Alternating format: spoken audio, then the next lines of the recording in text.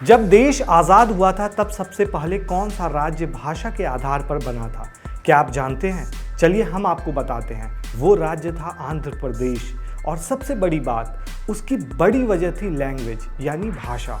English में कहें तो लैंग्वेज, हिंदी में कहें तो भाषा। अब आप सोच रहे होंगे कि मैं ये सब क्यों बता रहा हूँ, तो चलिए बताते हैं। दरअसल ताज़ा मामला कर्नाटक का है। कर्नाटक में लैंग्वेज को लेकर बवाल हो रहा है।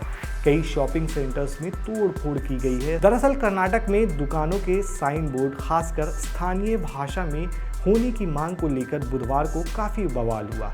यहाँ कन्नड़ समर्थक कई संगठनों ने शहर के अलग अलग इलाके में शॉपिंग सेंटर्स में तोड़ फोड़ की।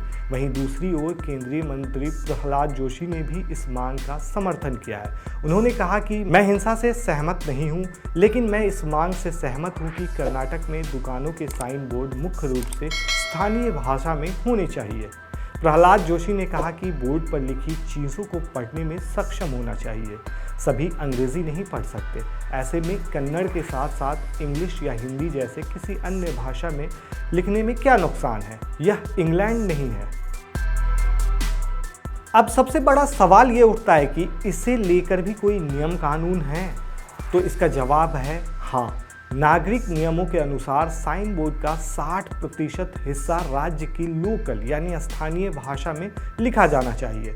लेकिन कई दुकानों में विशेष रूप से मॉल में नियम की अनदेखी की जाती है। बुधवार को इस नियम को अनदेखा करने वाली शहर की 20 से अधिक दुकानों में कन्नड़ समर्थकों यानी समूहों ने तोड़फोड़ की है। कहा जा रहा है कि यह पूरा विवाद मुख्यमंत्री सिद्धारमैया के अक्टूबर में दिए गए एक भाषण से शुरू हुआ था, जिसमें उन्होंने कहा था कि इस राज्य में रहने वाले हर व्यक्ति को कन्नड़ बोलना सीखना चाहिए। वहीं बवाल के बाद कर्नाटक के सीएम सिद्धारमैया ने इस पूरे मामले पर कहा है कि उन्हें घटना की जानकारी है। उन लोगों के खिलाफ कार्रवाई करेंगे जिन्होंने कानून अपने हाथ में लिया और कानून के खिलाफ गए। जानकारी के मुताबिक बुधवार को इस भाषा विवाद को दक्षिणपंथी समूह कर्नाटक रक्षणा वेदिके ने हवा दी थी। यह संगठन कन्नड़ के अनिवार्य उपयोग पर जोर देता है। इसके सदस्यों ने ही केम्पेगौड़ा अंतर्राष्ट्रीय हवाई अड्डे और एमजी रोड, ब्रिगेड रोड और लावेल रोड जैसे जगहों पर तोड़फोड़ की है।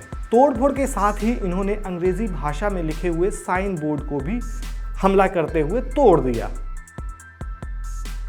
इस पूरे मामले पर कन्नड़ समर्थक नारायण गौड़ा ने कहा है कि नियम के अनुसार 60% साइन बोर्ड और नेम प्लेट कन्नड़ में होने चाहिए। हम किसी भी कंपनी या बिजनेस के खिलाफ नहीं हैं, लेकिन यदि आप कर्नाटक में व्यवसाय कर रहे हैं तो आपको हमारी भाषा का सम्मान करना होगा।